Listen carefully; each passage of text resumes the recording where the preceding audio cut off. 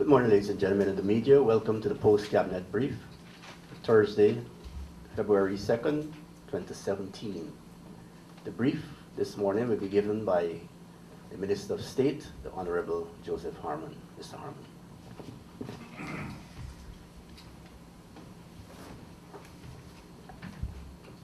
Thank you very much, Mr. Archer. Ladies and gentlemen of the media, good morning. The post-cabinet press briefing will deal with matters that were dealt with at the cabinet at its meeting on Tuesday, 31st of January 2017. At that meeting, the Honorable Minister of Finance briefed cabinet about certain media reports which alluded to a shortage in foreign exchange at the commercial banks. The Cabinet was assured that there was no shortage. However, it was explained that some disequilibrium had occurred in the foreign exchange market. The Honorable Minister of Finance informed the Cabinet that the Bank of Guyana, as the regulatory body for banks and non-bank cambios, was instructed to respond with stricter regulations and closer monitoring of the foreign exchange market. The Bank of Guyana is therefore expected to issue a number of guidelines with regards to the new regulations and monitoring. These would include ensuring that exporters repatriate their export earnings to the banking system as is required, and conducting close monitoring and examination of bank and non-bank cambios to maintain orderly market behavior and stability. Measures will also be taken to ensure that all foreign loans and grants that are issued are disbursed on time so as to increase the flow of foreign currency to the country. Secondly, Cabinet granted its limited approval for a limited restart of the scrap metal trade. It may be recalled that in September of 2016, Cabinet accepted a proposal of the Ministry of Business to restart the scrap metal trade on the basis of a new menu of measures being put in place. The process of putting together new guidelines and regulations by the ministry has been ongoing, and the ministry now feels that it is in a position to authorize a limited restart to the scrap metal trade. Meanwhile, inspections have revealed that there's a large buildup of scrap metals across Region 4 in particular, as a result of the trade being closed for the past 19 months. Cabinet has therefore approved the Ministry of Business proposal to allow exporters to ship out the existing stock for a limited period of 3 months. Thirdly, Guyana will chair the next meeting of the CARICOM, the Conference of Heads of Government of CARICOM. And with regards to Guyana's participation in the conference, Cabinet was invited to consider several matters. First of all, the rules of procedure for meetings of the Conference of Heads of Government of the CARICOM. The CARICOM Secretariat was mandated by the 36th meeting of the Heads of Government that was held in July 2015 to prepare draft rules of procedure for meetings of the Conference of Heads of Government. The draft rules was finalized by the CARICOM Secretariat and has been the subject of ongoing discussions. Cabinet approved the draft rules and agreed to its submission at the 28th intersessional meeting of the Conference of Heads of Government to be held in Guyana from February 16 to the 17th, 2017. Fourthly, the Attorney General and Minister of Legal Affairs invited Cabinet to approve the draft CARICOM Arrest Warrant Treaty. The treaty is one of the regional security instruments that was formulated to enhance cooperation between member states in the fight against crime and to reduce the complexity, costs, and delays inherent in the existing extradition arrangements in the region. The adoption of this treaty will simplify the procedure by which fugitives from justice are returned to participating member states to face criminal prosecution or serve judicial sentences. Cabinet approved the draft treaty and agreed to its submission to the 28th intersessional meeting of the Conference of Heads of Government of CARICOM for ratification. Fifthly, Cabinet considered the provision of a draft agreement to establish the Caribbean Center for Renewable Energy Efficiency, CCREEE. This agreement is geared at addressing several areas including energy security, energy access for production use, and climate change mitigation. It has been established with the assistance from several countries, including the several patrons, including the United Nations Industrial Development Organization, UNIDO, Small Islands Developing States Sustainable Energy and Climate Resilience Initiative, and the government of Austria. Guyana would benefit substantially from this agreement by way of technical and financial support for our green agenda. Cabinet agreed that Guyana would recommend the signing of this agreement at the 28th intersessional meeting of the Conference of the Heads of Government of CARICOM. Cabinet agreed in principle to the agreement on the return and sharing of assets and approved its submission to the 28th intersessional meeting of the Conference of Heads of Government of CARICOM for adoption.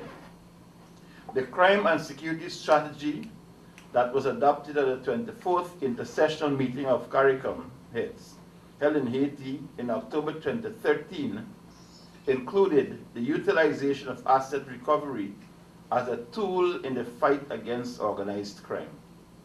The agreement on the return and sharing of assets is intended to support the process of asset recovery across the region. Cabinet has granted the request of the Honorable Minister of Natural Resources to engage the consultancy services of Dr. Richard Goldfarb, a specialist research geologist, to enhance the capacity of the Guyana Geology and Mines Commission in the area of mineral exploration and mapping. This is a follow-up to discussions that were held between the consultant and members of the GGMC at the 22nd Annual Geological Congress held in Bolivia in November 2016. Dr. Goldfarb's engagement will be concluded in February 2017. Cabinet has approved attendance at the 8th Neglected Tropical Disease Strategic Technical Advisory Group Working Group meeting on the monitoring and evaluation of preventative chemotherapy to be held at the World Health Organization headquarters in Geneva, Switzerland from February 15th to the 17th. Preventative chemotherapy is the term used to cover the approach to treating people affected by diseases related to parasite worms such as roundworm, filarial worms, hookworms, and tapeworms. It is anticipated that approximately 1 billion persons worldwide, and especially in developing countries, are affected by these parasites. Of this number, school children are the most affected. The meeting will determine priorities worldwide to combat this disease in 2017 and beyond. Dr. Faber Moses of the Ministry of Public Health will attend this meeting. Cabinet continued to grant no objections to contracts as follows. for the supply of one bitumen transportation tanker truck for the Demerara Harbor Bridge Corporation, contract in the sum of $20,022,000 awarded to S. Jagman Hardware and Construction Services. For the procurement of single transformers for the Central Housing and Planning Authority, Lot 1 for the sum of $70,574,000, the contract awarded to Rymel, R-Y-M-E-L. Lot 2 for the sum of $71,361,000, contract awarded to Fixit Hardware. For the procurement of electrical line hardware material for the Central Housing and Planning Authority, Lot 1, a contract in the sum of $61,259,000, contract awarded to Kosen, K-O-S-E-N. Lot 2, for the sum of $58,966,000, contract awarded to Fixit Hardware. Then for the procurement of exercise books for the national distribution of the Ministry of Education, a contract in the sum of $91,642,000, a contract awarded to Guyana National Printers Limited.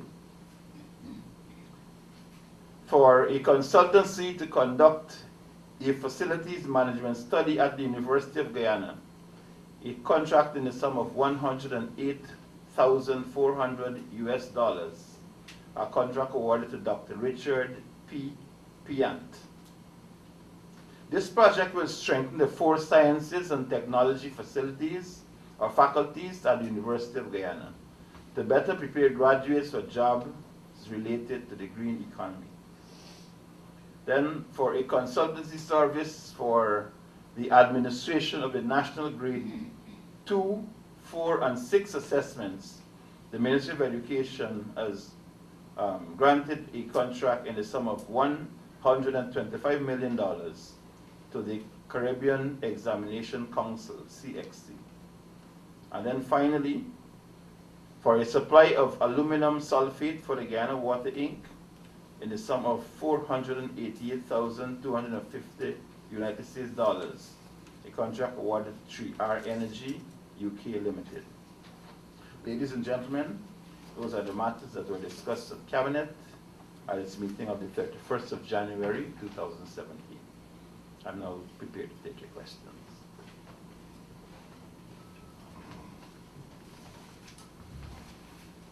Madam Gina. Sir, we see in today's, there's a newspaper report that the former president said that he signed the lease agreement for Red House. This comes a few months after the snafu started. Could you comment on that? I thought we will deal with the matters on the brief and then off the brief, but since you've raised it and there's been no objection from anybody, yes, I can take that.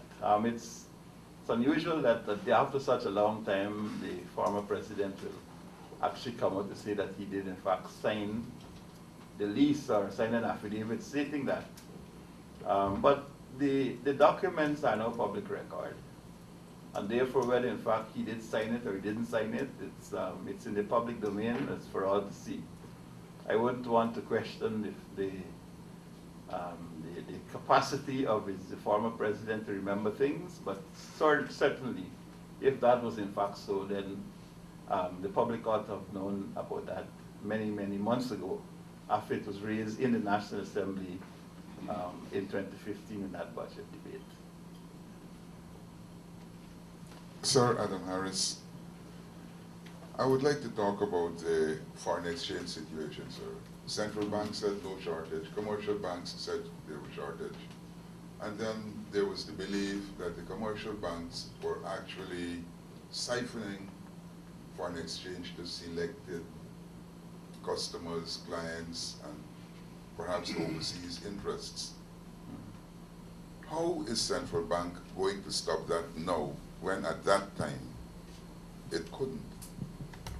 Well, I don't think that it couldn't. I believe it is the quality of the oversight which the central bank has been engaging in over the operations of these the banks and the non-bank cambios. I think what the ministers recommended here, and this is what the bank will do, is that it will strengthen its monitoring capacity and ensure that the rules and regulations by which these banks operate, that they hold them on a much closer, tighter leash. The matters which you've raised are matters which are in the public domain. And the fact of the matter is that, yes, there are some companies that have been actually sending large amounts of foreign currency abroad, because when you examine the situation all around us in the entire region, you have foreign currency issues in all of those countries, in Suriname, in Trinidad, in Barbados, in Venezuela, in Brazil. There are foreign currency issues in all of those countries.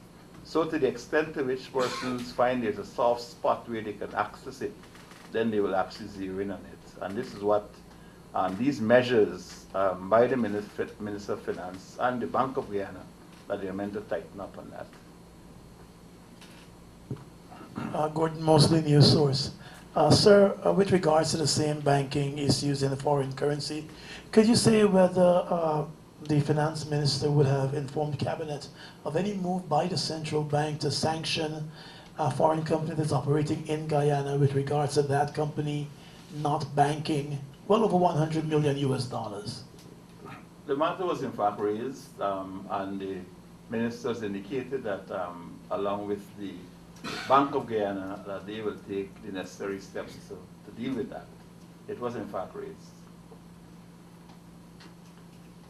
And sir, with regards to the parking meter issue, I know the government would say it doesn't want to get involved in municipal matters, so to speak, local government matters, but your Minister of Communities would have signed off on many of the bylaws that persons are raising concerns about, bylaws that were delivered to him just 2 days before he signed on to them. Does the government believe there might be a need to review some of these bylaws, having taken account of what is being discussed in the public? Well, I can say this, that the bylaws, they're fairly thick document, actually. I've seen it myself. And in as much as it is signed off by the Minister of Communities, it still has to go through the process of the Attorney General vetting it and checking to ensure that it is consistent with the laws of Guyana, and that the rules which require certain levels of fairness are all embedded in those bylaws. So what I can say to you is that the bylaws themselves have been sent to the Attorney General for comment before Cabinet gives its final determination on it. The ones that is done now is required is that the bylaws be advertised in the official gazette. So we have to ensure that things are very tight where the bylaws are concerned, and they've actually been sent to the Attorney General for him to exercise that scrutiny. It has been sent already. It has been sent, yes. Minister Harmon, Canada Principal Stavros News. Minister Bulkan actually told Stavros News that before he signed the bylaws, they had been vetted by the Attorney General. Are you saying now that they have not been vetted by the Attorney General? What I'm saying to you is that the bylaws have been sent. In fact, I spoke to the Minister of Communities, who he has in fact agreed that he had actually given his approval for them. But the system, our system requires that whatever laws come from whatever ministry, that it has to be signed off by the Attorney General before it actually comes to Cabinet. So this is where it is right now. At the Ministry of Legal Affairs, the Attorney General is going to go through it. And he had not vetted it before? Well, I can't say whether he vetted it before or not. I'm telling you now that this is what the process is, and he has it.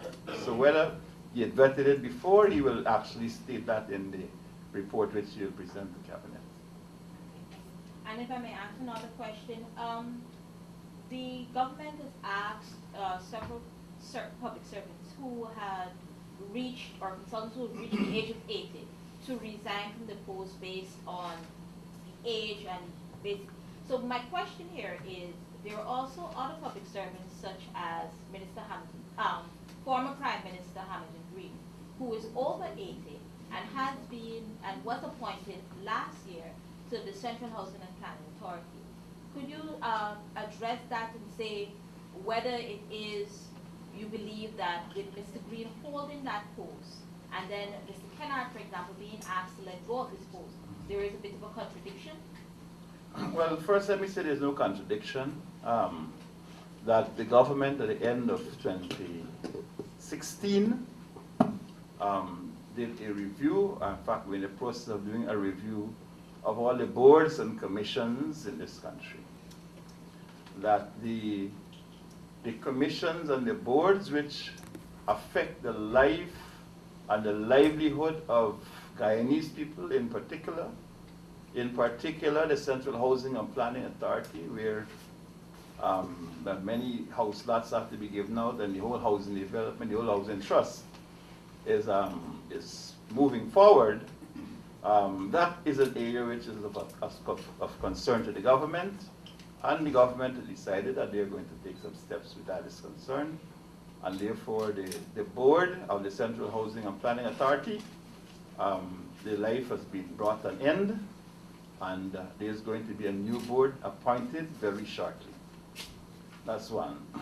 The other agencies, Mr. Kennard, I think the President has already spoken about that. He's expressed regret about the short notice.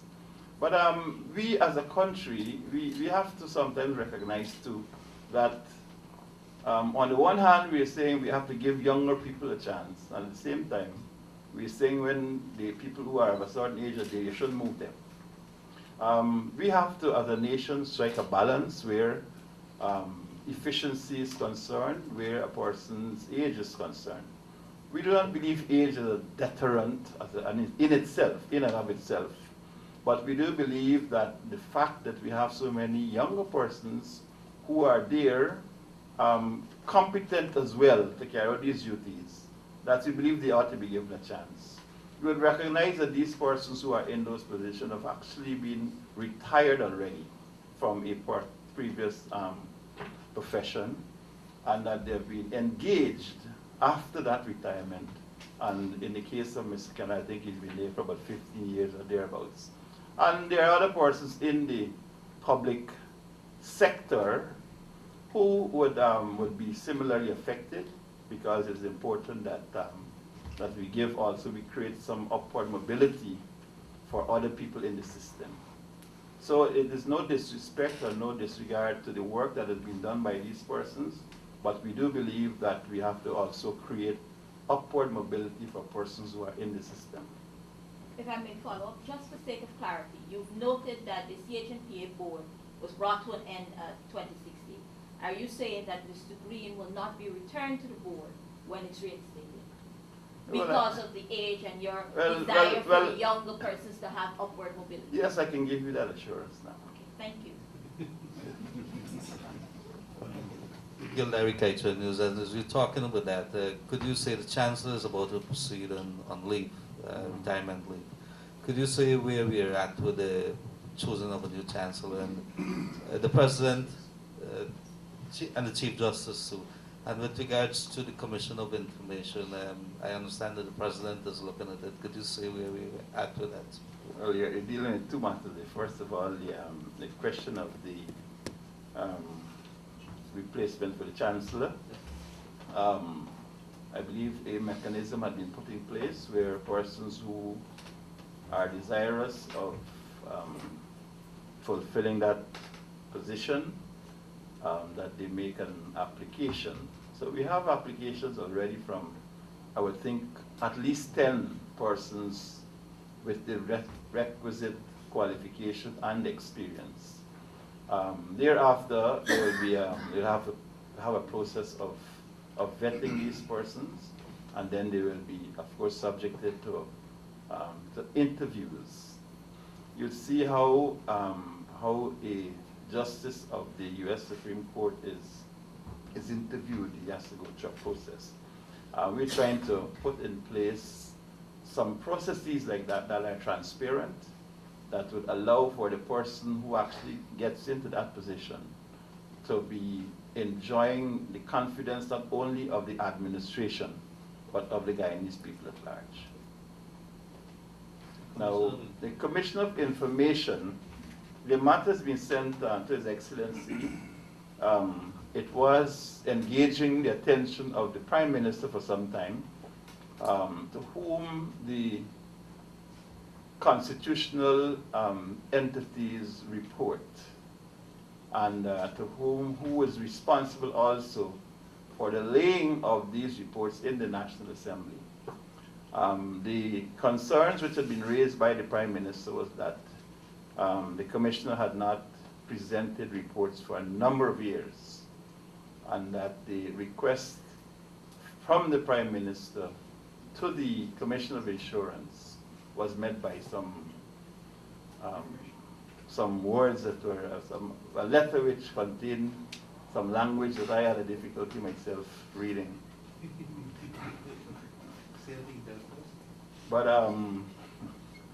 But the point is that the Commissioner of Insurance is a person who the public must have access to, and he should be the person who gives access to information of a certain nature. And to the extent to which that Commissioner of Insurance is Information. sorry, if they have information is sort of locked away from the public, then the Commissioner of Information will not have been performing his duties. And I think he did say that at least 16 persons had approached him, but clearly, I mean, that's a very, very small justification for a person with that level of emolument in that office.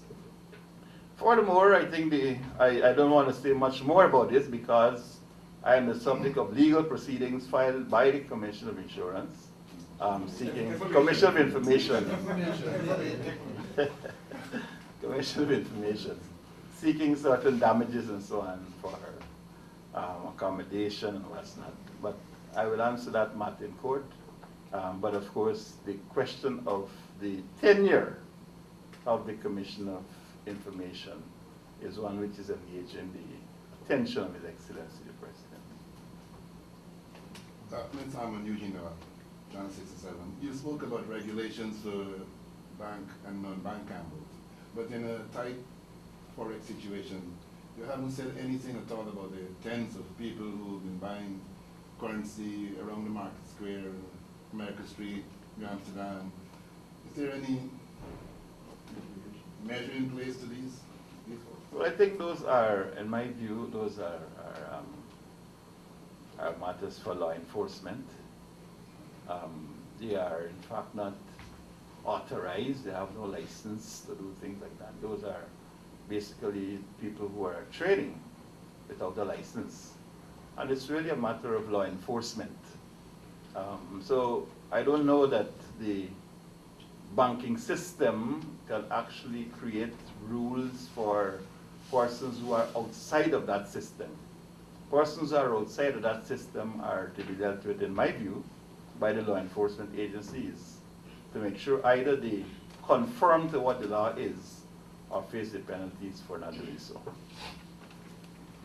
Sir, there are waves. As it relates to the parking meter system, sir, is it appropriate for these bylaws to be fully implemented and to come into effect even before Cabinet has given any recommendation or any comments on it? Isn't that sort of like putting the cart before the horse? Well, these bylaws are for gazetting, basically. And the council, when we look at the rules and regulations of the council, they are fully authorized to institute the question of parking meters. They're fully authorized to do so.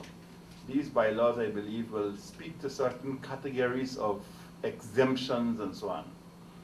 There are certain agencies like emergency vehicles, the vehicles of the estate and things like that. There will have to be some arrangement, diplomatic vehicles. All of these arrangements, I don't believe, are fully in place under the current arrangements. and therefore they need to have bylaws to regulate how that functions. But sir, what about the church? I see Dan Patija, for example, has raised some concern because it seems that a lot of people use that particular space for parking during church services, funeral services, and all these things. So will churches be included in that sort of exemption? I don't know. I'm not the city council. So do you think it should be included? No, I have no view on the matter. What I can say to you is that where approaches have been made to the city council for specific groups, I recall recently the Guyana Teachers Union approached the city council, and they were able to get some exemptions for teachers around the schools. I rather suspect that if individual approaches are made, then something sensible can be worked out. I would not wish to comment as to who should get or who shouldn't get. That is not my job.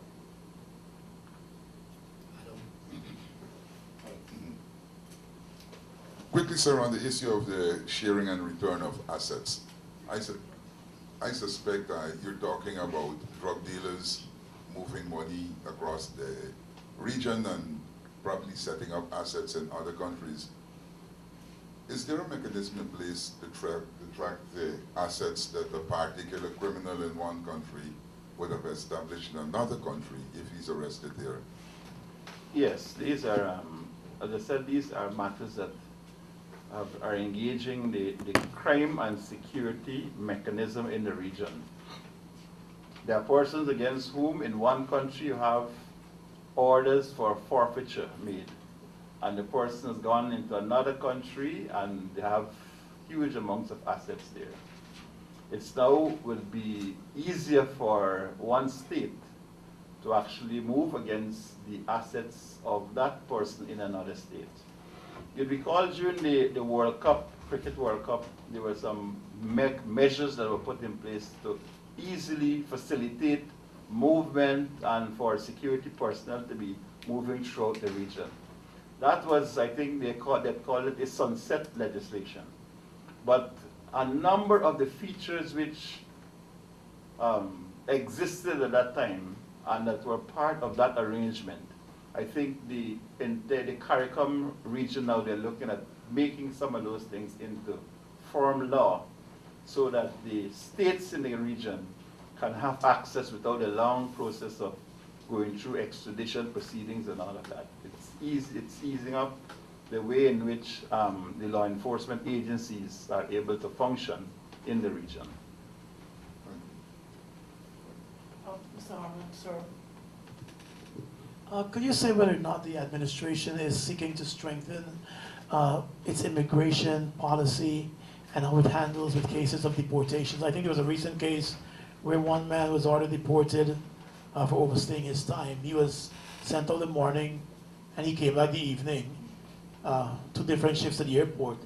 So clearly they were not working along with each other. So what is being done in that department to ensure when somebody is sent out, they're really sent out and not just handed across to wherever? Well, if you overstay a time and you leave, then that comes to an end. So when you come back, the fresh time starts to run. Oh, but you were deported. Yes, I understand what you're saying. There's some, in spite of, no matter how good a system you have, it's still have, people got to run it.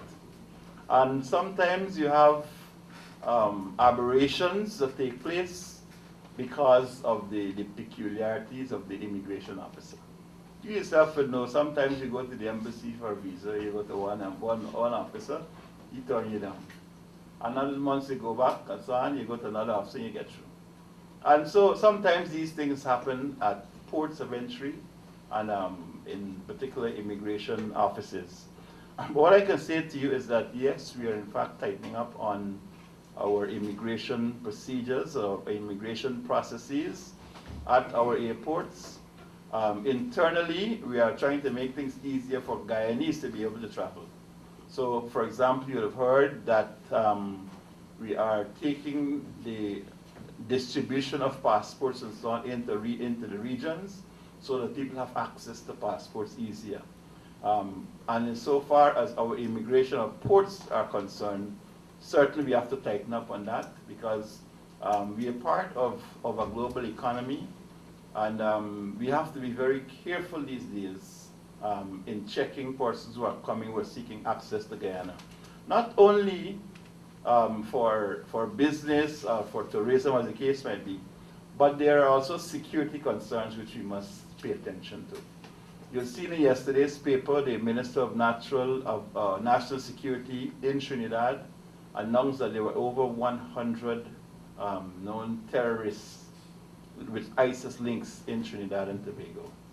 Well, you know how close we are to Trinidad and Tobago and the frequency of our travelers and so on, and therefore we cannot be aware that something is happening in our neighbor's yard and don't take steps to ensure that you correct it here. So we have to ensure that we protect Guyanese, we protect our image internationally, and so that we do not become now another hotbed for extremism in this region. So yes, we have to tighten up our immigration, and it has to do with illegal entry into Guyana as well as for security purposes that we have to do that.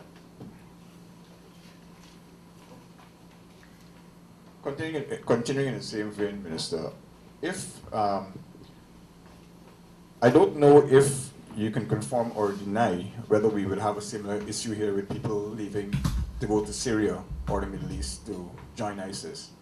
But wouldn't it be common sense that to state that probably if it is found out from the security agencies internationally, that if you go to those countries, you can't come back here?